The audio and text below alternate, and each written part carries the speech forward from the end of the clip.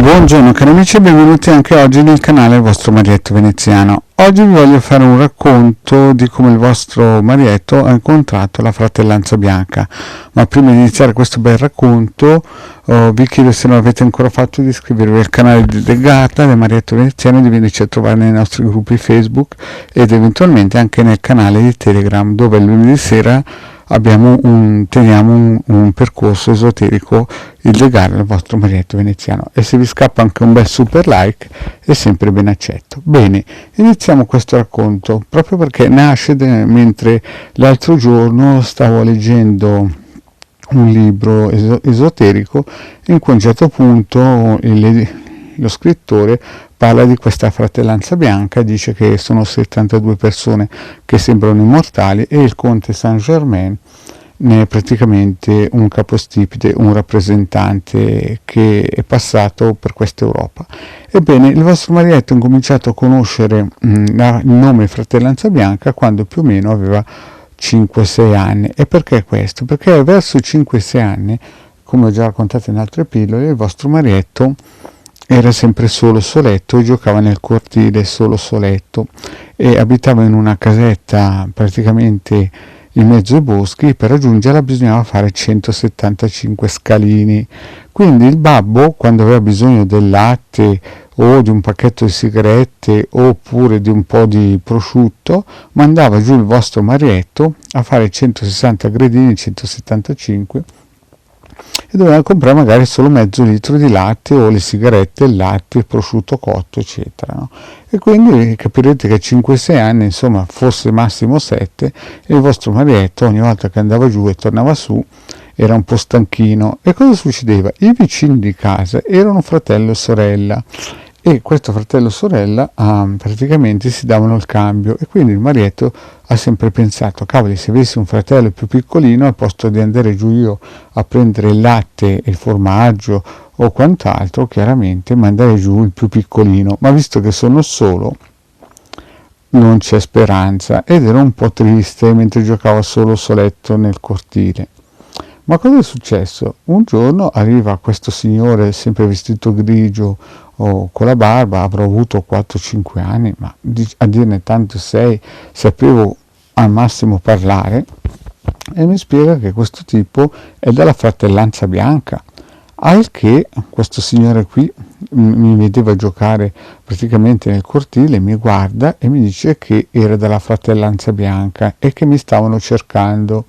Anche il vostro Marietto, quando ha sentito fratellanza bianca, ha subito aperto le orecchie come il topo Gigio. Sì, il topo Gigio, sì.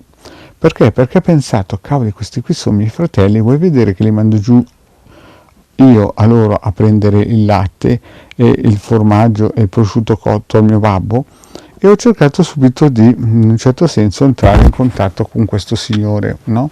Per il semplice fatto che questo qui diceva di essere della fratellanza bianca, e allora chiaramente ero tutto ben contento di guardarlo e ascoltarlo, perché vedevo l'affare profilarsi, e anche se avevo 5-6 anni massimo, pensavo che magari lui, visto che diceva di essere mio fratello, e ho cercato di farmelo in un certo senso amico, per quello che può fare un bambino di 5-6 anni.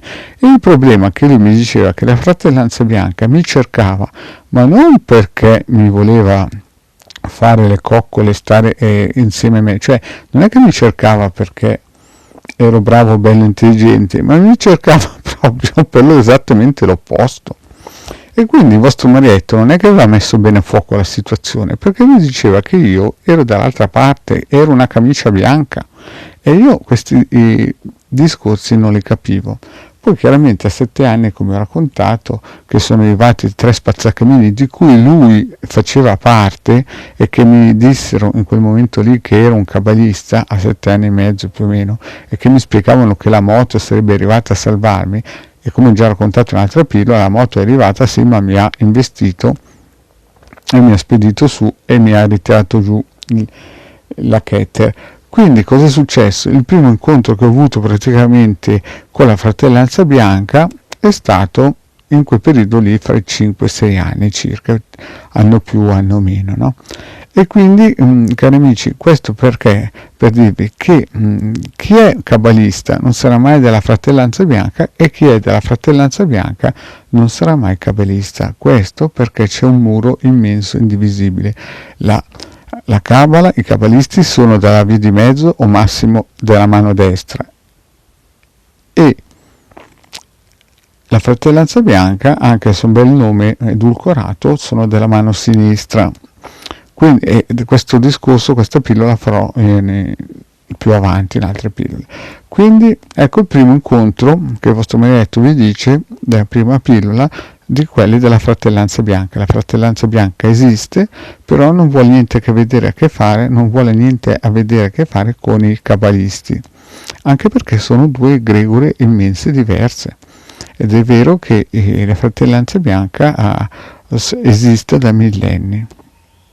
Bene, cari amici, anche per oggi il vostro Marietto ha detto questa piccola pillola, il primo incontro della fratellanza bianca, che alla fine il latte me lo sono sempre dovuto andare a prendere io. Il Marietto veneziano finisce qui, vi chiede, se non l'avete ancora fatto, di iscrivervi al canale di De Galla Marietto Veneziano e di venirci a trovare nei nostri gruppi Facebook e di Telegram. Grazie cari amici e alla prossima, ciao!